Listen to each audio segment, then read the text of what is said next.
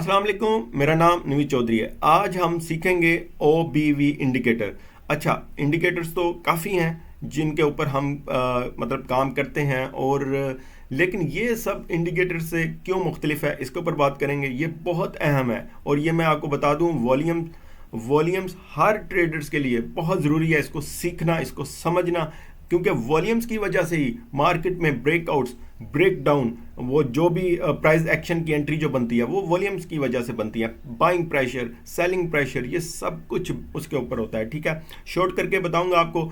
ठीक है, और छोटी सी वीडियो होगी, आपने लाजमी इसके ऊपर फोकस करना है अगर आप एक कामयाब ट्रेडर बनना चाहते हैं तो। ठीक है, एक तो वॉल्यूम की आपको बता दूं, नंबर ऑफ शेयर्स ट्रेड। ठीक है, यानी कि जो शेयर्स की नंबर है उनके ऊपर कितने प्राइस के ऊपर ट्रेड हुई, कितना उसके अंदर वॉल्यूम था। ठीक है, इस चीज़ को हम वॉल्यूम कहेंगे। और अब आ जाते हैं इसके ऊपर कि हमने इसके ऊपर काम किस तरह करना है, अपनी एंट्रीज किस तरह लगानी है। ठीक है, सबसे पहले तो मैं दो चीज़ें इसमें बताऊंगा। एक तो ये है कि ये एक लीडिंग इंडिकेटर है। ठीक है, यहाँ पर आप देख भी सकते हैं इसको, ये लाइन चार्ट के ऊपर बना हुआ है, ये देख लें आपके सामने है। ठीक है, ये है। और इसको सेट किस तरह करना है वो बहुत ईजी है, वो भी मैं आपको बता देता हूँ। सबसे पहले वही चीज़ मैं आपको बता देता हूँ कि इसको सेट किस तरह करना है। कोई भी चार्ट है आपके पास मोबाइल के ऊपर, MT4 या ट्रेडिंग व्यू, या फिर लैपटॉप के ऊपर, यहाँ पर लैपटॉप है, यहाँ पर आप देख सकते हैं इंसर्ट के ऊपर आपने जाना है और सिंपल इंडिकेटर के बाद ये वॉल्यूम है, ये वॉल्यूम वाले ऑप्शन पर आपने जाना है। और यहाँ पर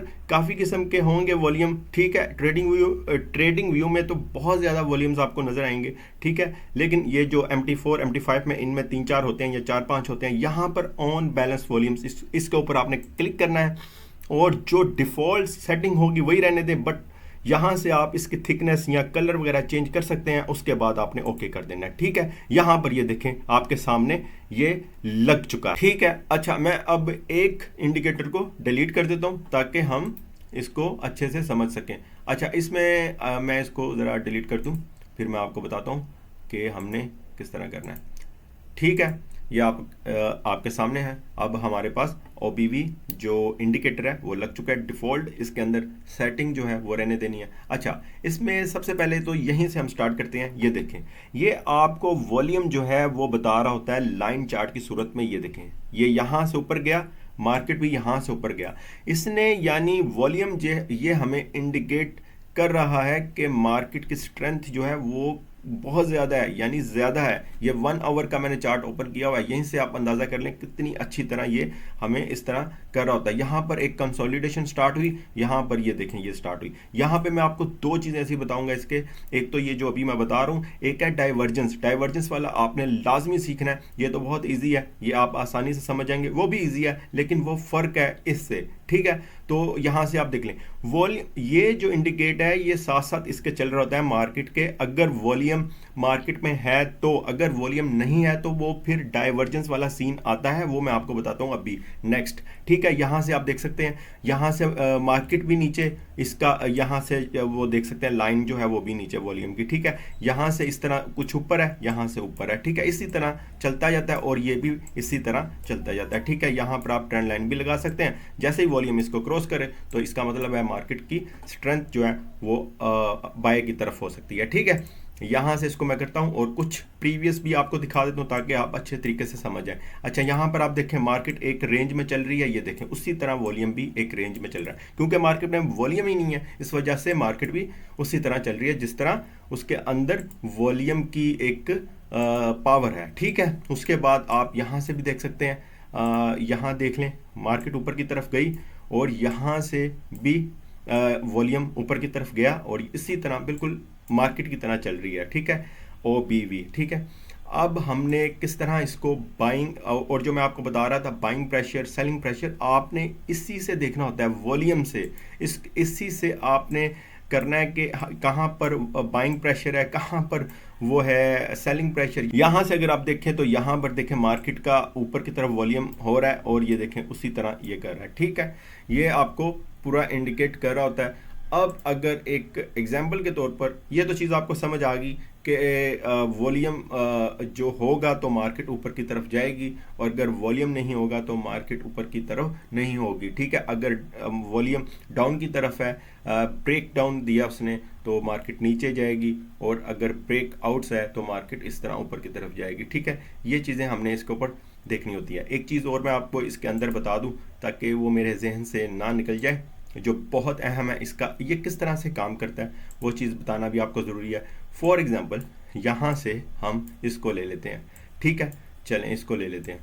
ये दो कैंडल्स हैं, ये वाली, ये फॉर एग्ज़ाम्पल आप समझ जाएं, अभी आपके सामने सीधी सीधी मिसाल है, एग्जाम्पल है, ये आप समझ लें कि ये पिछले दिन की कैंडल है और ये नेक्स्ट डे की कैंडल है। ठीक है, और इसने क्या करना है, इसकी प्राइस जितना भी पूरा दिन कैलकुलेट हुई प्राइस, इसको इसके साथ ऐड कर देना है। फॉर एग्जांपल 10 रुपये हुई, ठीक है, इसकी भी 10 हुई, इसने क्या करना है, टोटल कितना कर देना है, 20। ठीक है, यहाँ पर इसने 20 कर देना है। ठीक है, और इस तरह ये कैलकुलेट करता है, अगर वापस आता है तो ये माइनस करता जाता है। ठीक है, ये इसकी खासियत है, इसलिए ये हमें साथ साथ वॉल्यूम को कैलकुलेट करके भी बता रहा होता है। ठीक है, एक तो ये चीज़ होगी।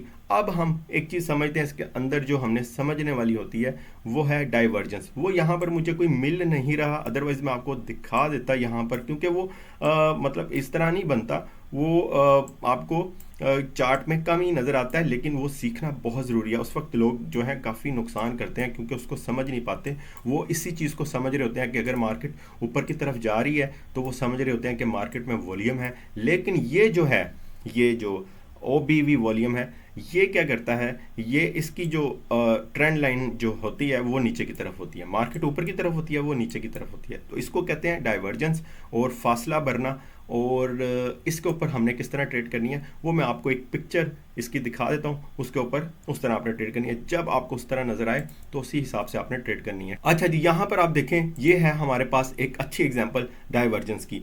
ये देखें, OBV इंडिकेट लगा हुआ है, इंडिकेटर। ठीक है, यहाँ पर मार्केट कहाँ जा रही है, ये देखें आपके सामने ऊपर की तरफ जा रही है, ये देख लें। और इसका वॉल्यूम जो लाइन है वो कहाँ पर है, नीचे की तरफ। ठीक है, यहां से क्या आपने फिर किस तरह ट्रेड करनी है, मैं आपको बताता हूं आपने किस तरह ट्रेड करनी है। आपने इसको फॉलो करना है। ठीक है, मार्केट को उस टाइम आपने फॉलो नहीं करना। आपने ये नहीं सोचना कि मार्केट तो ऊपर जा रही है, वॉल्यूम बढ़ रहा है, नहीं, आपने इसको फॉलो करना है, OBV को।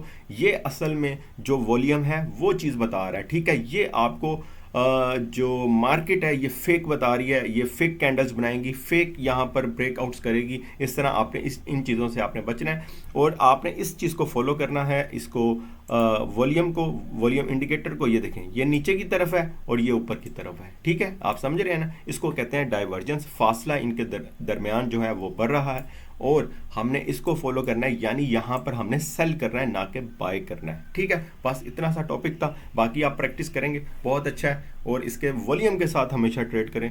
वॉल्यूम ही मार्केट की मूवमेंट करती है, वॉल्यूम ही मार्केट के ट्रेंड्स चेंज करती है, वॉल्यूम ही सब कुछ, उसकी पावर जो है कोई भी ट्रेडिंग चार्ट की, वो वॉल्यूम ही होता है।